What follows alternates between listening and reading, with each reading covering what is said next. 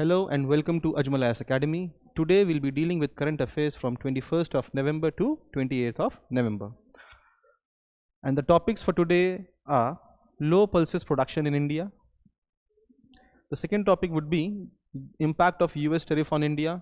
And the third topic would be Tamil Nadu's procurement crisis. Alright, so these are the three topics which we will be discussing today in detail.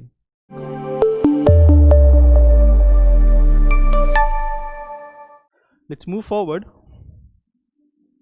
Fine. So low pulses production in India.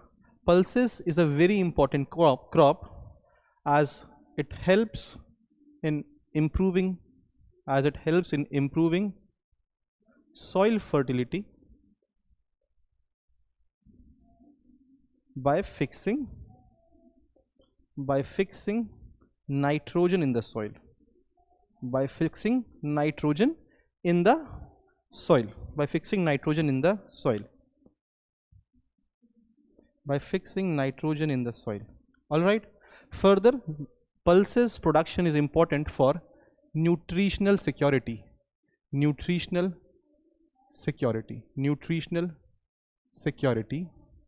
As eating pulses gives you good amount of proteins.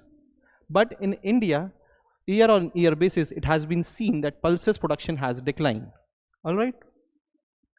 Further, we are the largest consumer. We are the largest producer of pulses in the whole world. We produce approximately 25% of global pulses. 25% of global pulses production. All right. Further, we are the largest producer as well as we are the largest consumer. We consume approximately 27% of global pulses. ठीक है, तो हम largest producer हैं pulses के और हम largest consumer भी हैं पल्सेस के और हम लार्जेस्ट इंपोर्टर भी हैं. We import approximately 14% of global pulses. Alright, तो 14% ग्लोबल इंपोर्ट का पल्सेस का हम लोग 14% हम इंपोर्ट करते हैं. So we are the largest consumer, we are the largest producer of pulses and yet we are not self sufficient because हमारा domestic consumption ज़्यादा है compare to our production and that is why we end up importing pulses in the country. Alright, ठीक है. And alright, तो क्या reasons हैं, what are the reasons why pulses production in India is declining. ठीक है. So the first reason is lower profitability. The farmers in our country, it is seen that if pulses and rice both grown,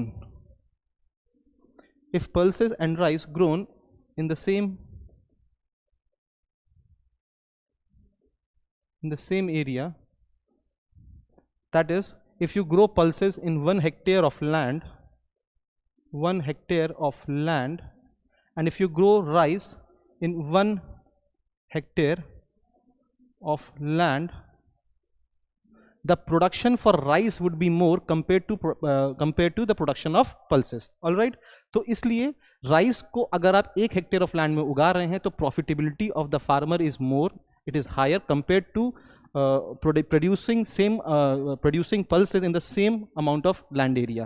So that is why lower profitability. ठीक है. और जिसकी वजह से हम लोग को इंपोर्ट्स पे डिपेंड करना पड़ता है. किस पे डिपेंड करना पड़ता है? इंपोर्ट्स पे. 2024-25 में इंडिया ने approximately 5.5 billion US dollar pulses import करी. 5.5 बिलियन US डॉलर की पल्सेस हमने इंपोर्ट कराई बाहर के मार्केट से. ऑल राइट, तो लोअर प्रॉफिटेबिलिटी है किसमें? पल्सेस में. दूसरा क्या है? Vulnerable to droughts and pest. देखिए, अगर आप पल्सेस का क्रॉप अगर आप उगा रहे हैं, दो pulses require lesser amount of water compare to other food grains like rice and wheat, but the problem with pulses is it is very much this water sensitive. हल्का सा भी amount of water available for pulses आगे पीछे होता है तो pulses production बहुत तेज़ी से डिक्लाइन करता है. तो बहुत ही ज़्यादा it's like very much sensitive to the amount of water it gets. ठीक है. And paste sensitive.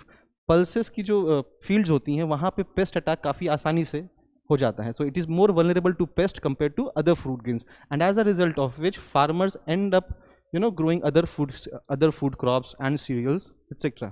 Limited irrigation.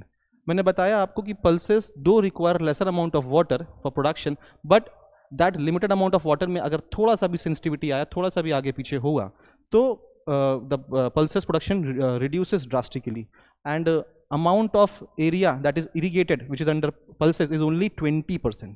It is only 20%. मतलब अभी भी जो पल्सेस प्रोडक्शन इंडिया में हो रहा है वो कहीं ना कहीं रेन फेड है, रेन पे डिपेंडेंट है, making it more susceptible to this productivity this differentials. Alright.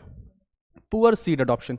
हमारे यहाँ पल्सेस के लिए जो फार्मर्स हैं उनके पास क्रेडिट अवेलेबिलिटी नहीं है, and as a result of which farmers in our country end up using seeds which are of inferior quality, which in turn turns into poor production of pulses.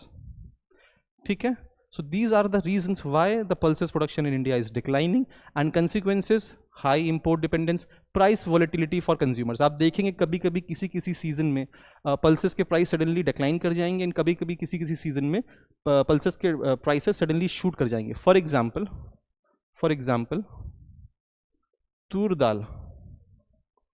In the previous year itself, the prices of tur dal increased from 80 to 160, just double the amount. ठीक है. So price instability in pulses बहुत ज़्यादा है. Nutritional insecurity. It is a very good source of protein in our country.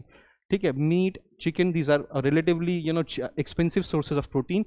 So this pulses are relatively cheaper, and as a result of which they can be used as a source of nutrition for our vulnerable population if we provide pulses in under National Food Security Act.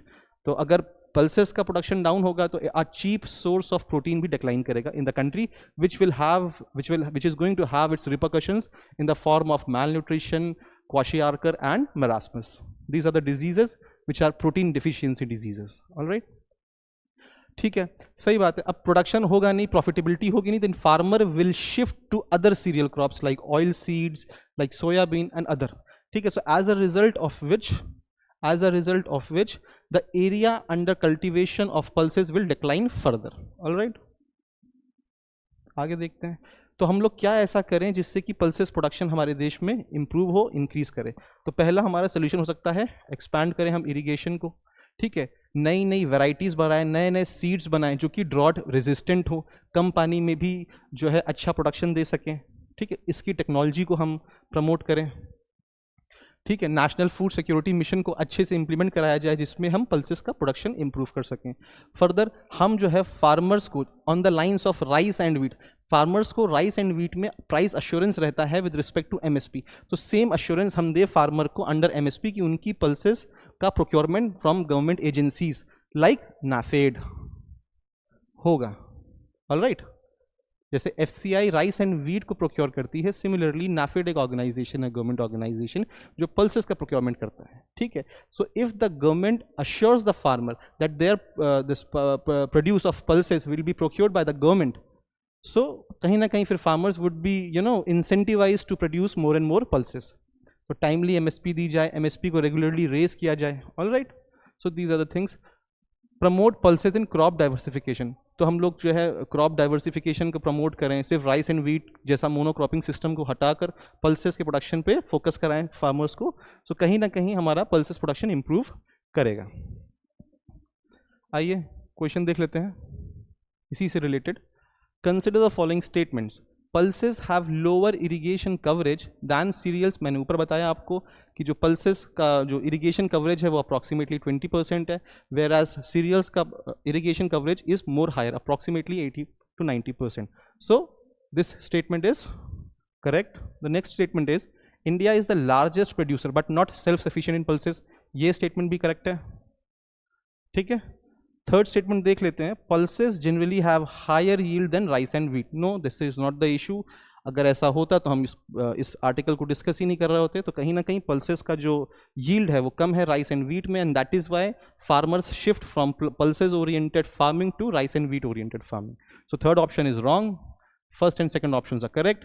So how many of the above statements are correct? So only two statements are correct, 1 and 2. All right, fine. So let's move forward on the next article. Okay, so the next article is US tariff on India.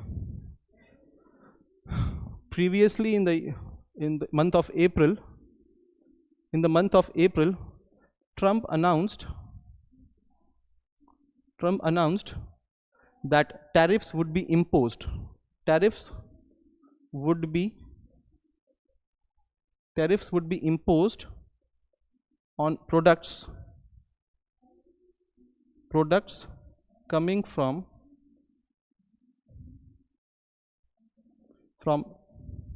many countries, in which one was India as well. All right, ठीक है. तो India से जो सामान America जा रहा है, American import करा रहे हैं सामान जो इंडिया से पहुंच रहा है वहाँ पे, उसके ऊपर टैरिफ लगाने की बात करी किसने? प्रेसिडेंट डोनाल्ड ट्रंप ने. टैरिफ बेसिकली होता क्या है? Tariff is just like a tax, it's just a tax. All right, ठीक है. अच्छा, क्यों प्रेसिडेंट ट्रंप ने टैरिफ लगाने की बात करी? So basically the tariff was imposed to promote manufacturing in US, promote manufacturing in US, ठीक है. protect American jobs,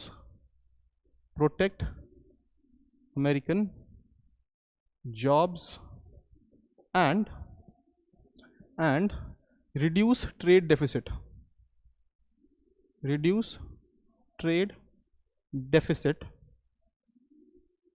with India and other countries, of course, other countries as well, out of which one was India. So these were the three prime reasons why President Donald Trump imposed tariff on Indian goods. All right. So the article says that there has not been any considerable benefit to US by imposing these tariffs, whereas on the contrary, the US and the consumers in the US are suffering because of imposition of these tariffs. We'll discuss about it. ठीक है. So the article says it shows rising inflation, weaker consumer sentiment, and slowing job recovery in US itself. So the article says that after the imposition of tariffs by the Trump government, there has been increase in inflation in US. There has been there has been a slow job recovery, and the consumer sentiment to buy products has not seen a very good revival, which means that tariffs in some way or the other have failed to satisfy the objective of the tariffs. All right. So why did this tariffs failed? ठीक है. A tariff is a tax on consumers, not foreign nations. ठीक. अब देखिए, imagine करिए, if some good, imagine this, a shirt made in India,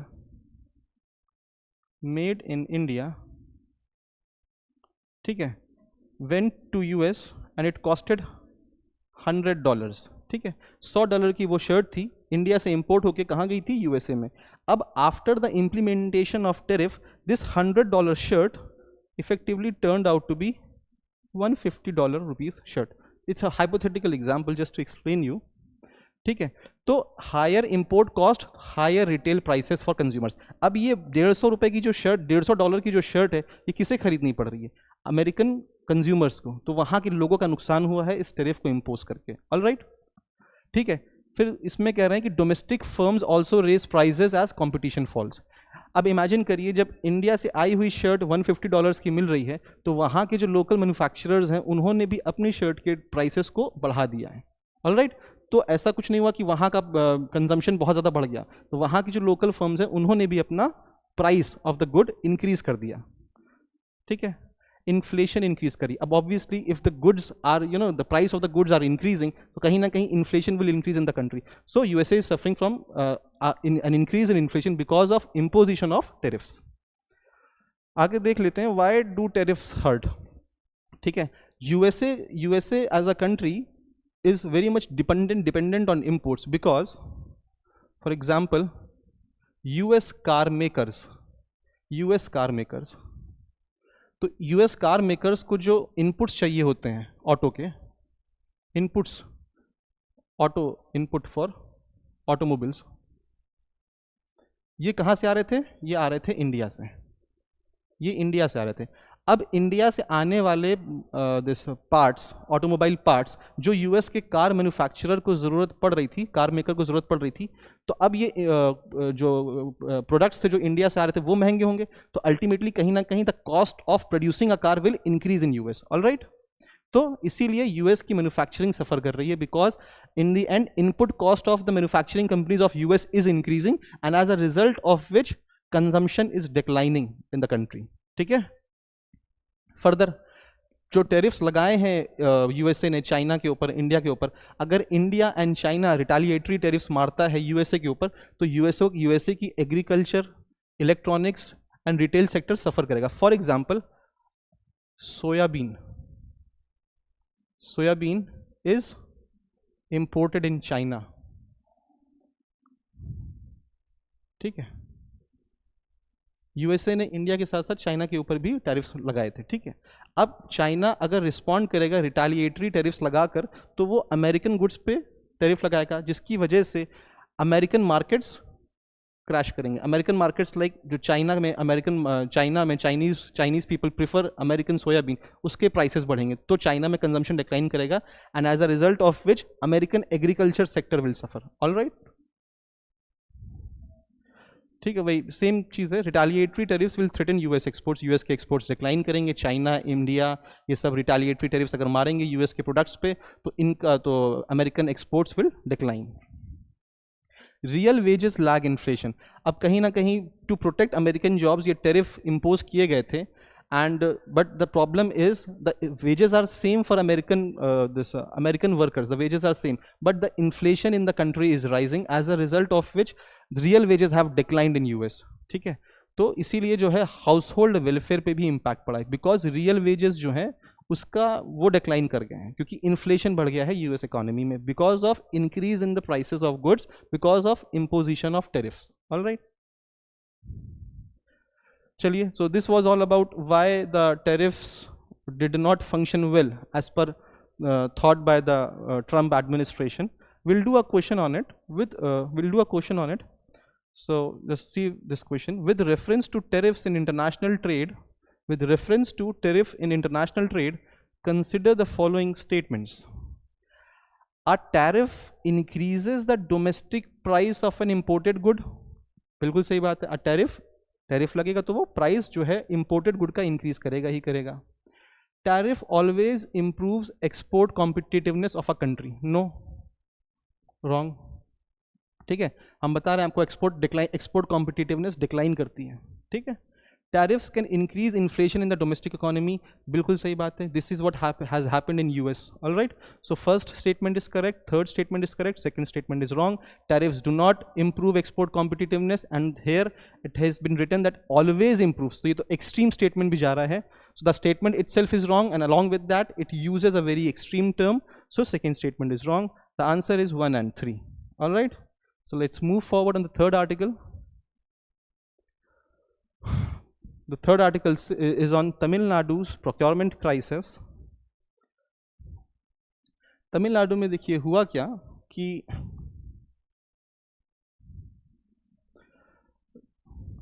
bumper harvest, तो harvest जो थी वो बहुत ज़्यादा हुई। कहाँ पे? तमिलनाडु में। किस चीज़ की हार्वेस्ट बहुत ज़्यादा हुई? पैडी की, specially in Cauvery delta reason,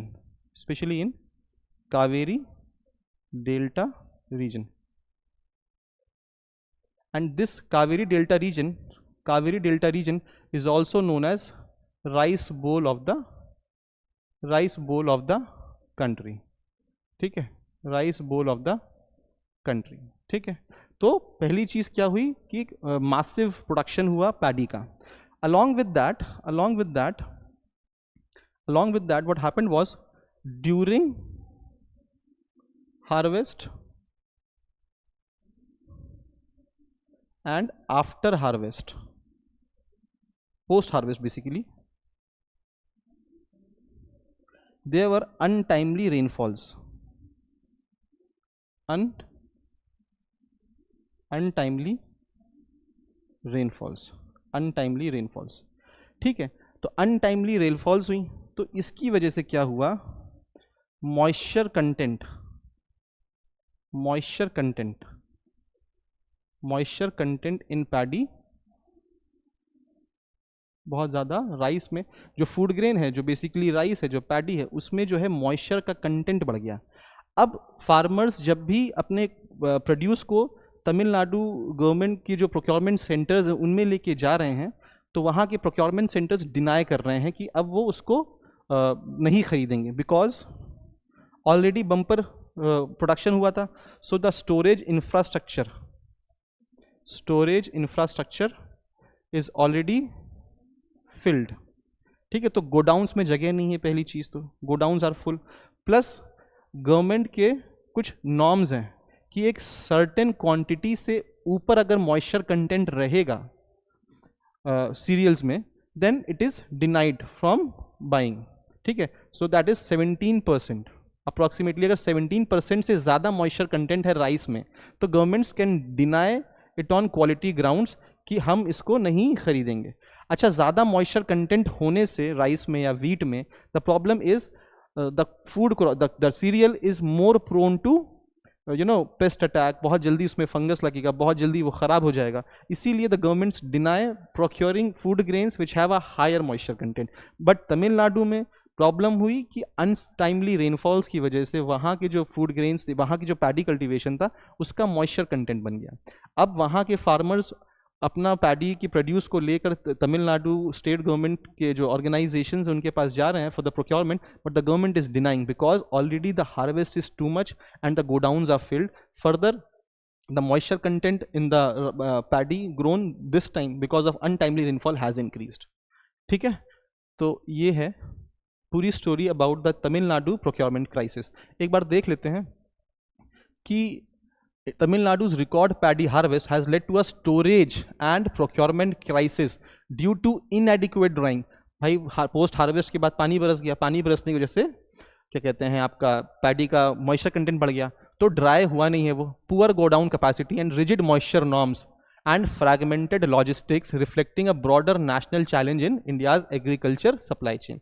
तो तमिलनाडु की जो प्रोक्योरमेंट क्राइसिस है, इससे हमें पता चलता है कि इंडिया में एग्रीकल्चरल लॉजिस्टिकल एफिशिएंसी नहीं है एंड एग्रीकल्चरल वैल्यू चेन में बहुत इश्यूज हैं। आइए देखते हैं कि क्या क्या इश्यूज हैं हमारे एग्रीकल्चर लॉजिस्टिक्स में एंड एग्रीकल्चर वैल्यू चेन में। बट बिफोर दैट हमें ये मालूम होना चाहिए कि एग्री लॉजिस्टिक्स क्या है एंड एग्री वैल्यू चेन क्या है। ठीक है, approximately 4 to 6% of our cereals and 15 to 20% of our fruits and vegetables annually, ये हमारे पुअर लॉजिस्टिक एफिशिएंसी की वजह से हमारे ख़राब हो जाते हैं, सड़ जाते हैं। ठीक है, तो हम मालूम ये चल रहा है कि इंडिया के एग्रीकल्चरल लॉजिस्टिक सेक्टर में इशू है। But before that we need to know what is agri logistics. तो एग्री लॉजिस्टिक्स का मतलब ये है प्रोडक्शन से लेकर जब आप स्टोरेज करेंगे, स्टोरेज के बाद ट्रांसपोर्ट करेंगे अपने गुड्स को, एग्रीकल्चरल गुड्स को, और उसको मार्केट करके कंज्यूमर, एंड कंज्यूमर तक पहुंचाएंगे। इस पूरे मैकेनिज्म को, इस पूरे storage, transport and marketing of agricultural produce to the end, till the end consumer is known as agricultural logistics. Agricultural logistics. Post harvest handling means storage from farm, storage, transport till the market is known as agri logistics. और हमारी agree logistics बहुत ही ज़्यादा fragmented है। फिर बात करते हैं एग्री वैल्यू चेन की। एग्री वैल्यू चेन में प्रोडक्शन से शुरू करके एग्री वैल्यू चेन में, agri value chain means starting from production. Production of food grains कैसे होगा, सीड चाहिए, फर्टिलाइजर्स चाहिए, ठीक है, इरिगेशन चाहिए। फिर प्रोडक्शन के बाद storage, transportation and marketing, marketing चाहिए। ठीक है, मार्केटिंग चाहिए। ठीक है, फिर मार्केटिंग के बाद एंड कंज्यूमर तक पहुंचाना है सामान को। सो ये जो चीज़ है, this whole system is called agricultural value chain, and there are good amount of issues in this agriculture logistic chains and agriculture value chains which we will see here. तो हमारे यहाँ जो प्रोक्योरमेंट का एक बहुत बड़ा इशू है, procurement का बहुत बड़ा इशू है, तो बहुत ही ज़्यादा स्ट्रिंजेंट नॉर्म्स हैं, जैसे कि fair average quality norms, fair average quality, fair average quality norms, ये गवर्नमेंट सेट करती है। कौन सेट करता है? गवर्नमेंट सेट करती है। तो ये फेयर एवरेज क्वालिटी जो मॉइस्चर नॉर्म्स है, इसमें कहा गया है कि अगर एक सर्टेन क्वांटिटी से ऊपर मॉइस्चर कंटेंट हो जाता है फूड ग्रेन्स में, तो डिनाई कर देंगे प्रोक्योरमेंट में गवर्नमेंट। ठीक है, तो एक ये बहुत बड़ा इशू है कि प्रोक्योरमेंट रिजिडिटी बहुत ज़्यादा है। फिर इंफ्रास्ट्रक्चर गैप्स बहुत हैं। इंफ्रास्ट्रक्चर गैप्स का मतलब ये है कि हमारे पास इंफ्रास्ट्रक्चर जो गोडाउन्स हैं, वो गोडाउन्स उतने ज़्यादा डेवलप नहीं है, उतने ज़्यादा मॉडर्नाइज नहीं है, प्लस हमारे पास जो है शॉर्टेज ऑफ गोडाउन्स हैं to store our agricultural produce. So only 15% of our produce moves through cold chains and there is a storage shortfall of 35 million tons. तो हमारे पास कोल्ड चेन इंफ्रास्ट्रक्चर नहीं है, हमारे पास रेफ्रिजरेटेड गोडाउन्स नहीं है जहाँ पे हम अपने सामान को ज़्यादा दिन तक स्टोर कर सकें। फॉर एग्जांपल, अगर आपने टमाटर उगाए, टोमेटोस, ठीक है, if you are not getting a good price in the market, what you can do is store them in a refrigerated cold chain godown, and after 3 days, 4 days, 5 days, if the prices of tomato increase, you can sell them in the market. But that is not available in India. So that means there is an infrastructure issue in the country with respect to cold chain infrastructure for storage of agricultural produce.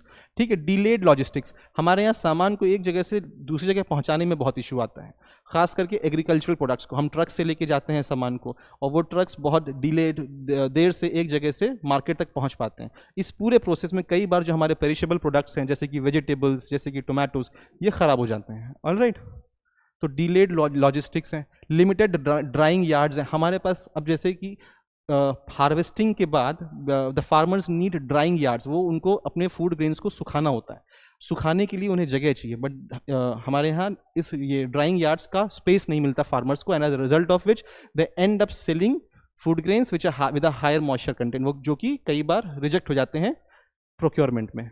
ठीक है, climate variability बहुत ज़्यादा है, कई बार monsoon जल्दी late आ गया तो उसकी वजह से साइकिल फॉर सोइंग आगे शिफ्ट कर जाती है, तो वो कई बार जो है प्रॉब्लम्स क्रिएट करता है। ठीक है, लॉन्ग चेन्स है। लॉन्ग चेन्स का मतलब ये है, हमारे फार्मर ने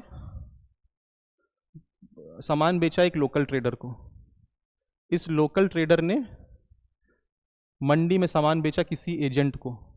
ठीक है, इस मंडी के एजेंट ने सामान बेचा किसी होलसेलर को। किसको बेचा? किसी होलसेलर को, और इस होलसेलर ने किसी रिटेलर को बेचा सामान, और इस रिटेलर ने कंज्यूमर को बेचा। तो ठीक है, तो इसकी वजह से फार्मर से लोकल ट्रेडर, मंडी, तो मल्टीपल इंटरमीडियरीज आ रहे हैं, मल्टीपल इंटरमीडियरीज आ रहे हैं, और इन मल्टीपल इंटरमीडियरीज के आने की वजह से जो प्राइस ऑफ द प्रोडक्ट है वो इंक्रीज कर रहा है। ठीक है, तो कंज्यूमर को भी नुकसान हो रहा है, प्लस फार्मर को जो अमाउंट मिलना चाहिए वो उतना पैसा उसको मिल नहीं पा रहा है, तो फार्मर का भी लॉस हो रहा है। और लेकिन these people in between they are having a benefit out of it. अगर हम फार्मर को डायरेक्ट कंज्यूमर से जोड़ दें तो फार्मर को भी एक higher amount of of their produce मिलेगा, एंड कंज्यूमर को भी रिलेटिवली सस्ते दाम में सामान मिलेगा। So this is another issue, that there are multiple intermediaries in the agricultural market which impacts the whole value chain and agricultural logistics sector in this country. ठीक है, और वैसे भी we have a target of doubling farmers income. So these are the issues which needs to be resolved to revamp our agriculture sector. So let's discuss the challenges.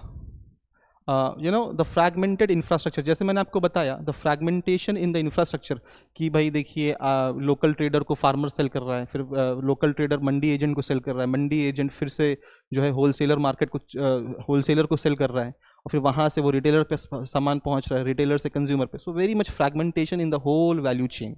ठीक है, so this is an issue. ठीक है, integrated cold chain grids कराएं हम, जैसे कि storage में भी हमारे पास कोल्ड चेन इंफ्रास्ट्रक्चर होना चाहिए, रेफ्रिजरेटेड गोडाउन्स होने चाहिए हमारे पास, प्लस ट्रांसपोर्टेशन जो इंफ्रास्ट्रक्चर हम देंगे उसमें भी हमारे पास रेफ्रिजरेटेड कंटेनर्स होने चाहिए, ताकि सामान हम एक जगह से दूसरी जगह आसानी से पहुंचा सकें।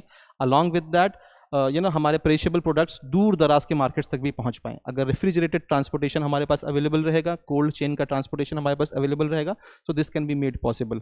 डेडिकेटेड कॉरिडोर्स अगर हम बनाएं, फ्रेट कॉरिडोर्स अगर हम बनाएं with respect to agricultural products which have refrigerated containers in them, for example Kisan Rail, ठीक है, तो काफ़ी ज़्यादा फायदेमंद होगा। रिजिड प्रोक्योरमेंट नॉर्म्स को हम लोग को रिलैक्स करना चाहिए, हमें अलग अलग रीजन्स में समझना चाहिए कि क्या क्या कौन सी रीजन का लिमिटेशंस हैं, उसके हिसाब से हमें जो है प्रोक्योरमेंट्स नॉर्म्स को सेट करना चाहिए, ठीक है। जैसे कि रीजन स्पेसिफिक FAQ स्टैंडर्ड्स लेके आने चाहिए। For example 17% of moisture content in food grains is applied to north India, but this shall not apply to Kaveri delta region, क्योंकि वहाँ पे अनटाइमली रेनफॉल्स ज़्यादा होती हैं, and that is one reason why the farmers in Tamil Nadu are protesting to relax these FAQ norms, ठीक है।